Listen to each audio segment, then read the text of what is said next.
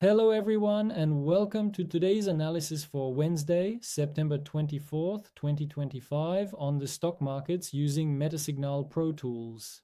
As usual, we'll start with the economic news. So it's September 24th and you can see there's a small news release at 10 a.m. that shouldn't have a significant impact, and at 4 p.m. there's an American housing report again. Usually these don't have a major effect on the markets, so I see it as a good opportunity to trade without being too affected by news events. Let's go straight to TradingView, and today we're going to focus on gold. As you can see, since the beginning of September, we've had a huge bullish surge on the 4-hour chart that's been almost uninterrupted. We just keep going up, up, up, up, up, up. In fact, there was a trading opportunity here on September 17th for those who trade on the daily or swing trade. This matched our usual entry setups.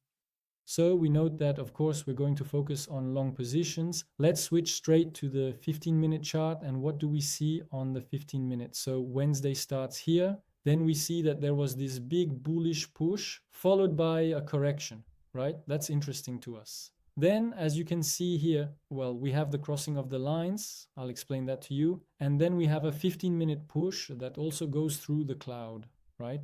Unfortunately, we have this red candle that shows there's a bit of selling pressure before pushing back up and breaking through this cloud.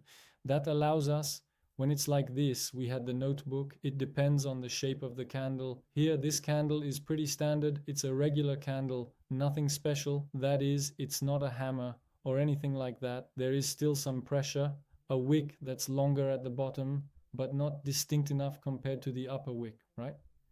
When it's like this, remember, we activate the power zone, and here the power zone gives us this area. So when we re-enter this area, we'll see if we can take a position.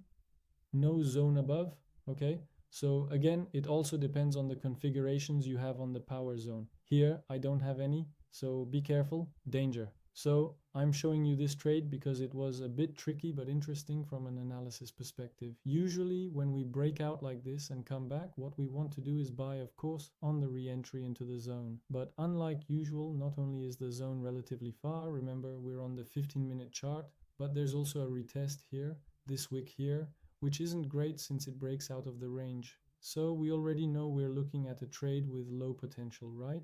That said, we could very well have had tap, tap, hesitation, tap, tap, tap, then a big bullish push. And that's what we wanted to act on, okay? Let's move to the 1-minute chart around 4:45 p.m. So here we are. What we want is a confirmation as usual, remember? So I'm here at 4:45 p.m., re-entering the zone around here.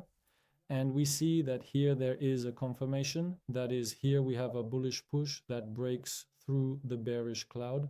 Let's activate power zone. And here, interestingly, we don't have a zone defined by power zone below the area where we could have or should have positioned ourselves. That is, remember, normally I have a zone that appears here. I position myself, and I hope the bullish continuation will happen. And here I wanted to show you this trade, so I'm deliberately going to switch to slightly more lenient settings. So if we use slightly more lenient settings, we get some zones, but everything I've shown you so far was with 3 touches. And as we can see, with 4 touches, we have nothing. So today I'm showing you a counter example. Actually, I'm showing you a case where you shouldn't have entered a position.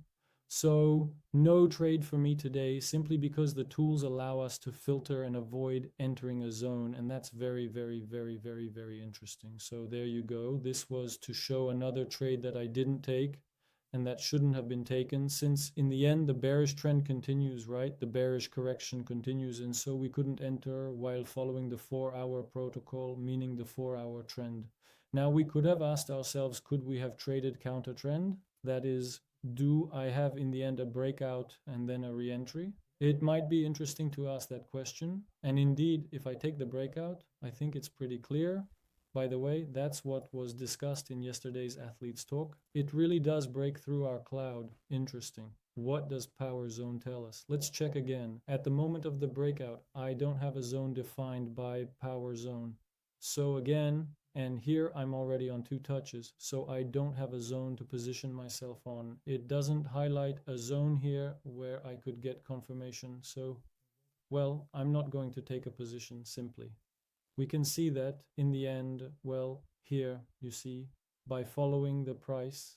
And here we see that in the end, well, we know there's going to be a bearish trend. Well, I'll stop here, but I have no way to enter. So that's all for today. See you tomorrow. Have a good day. Bye bye.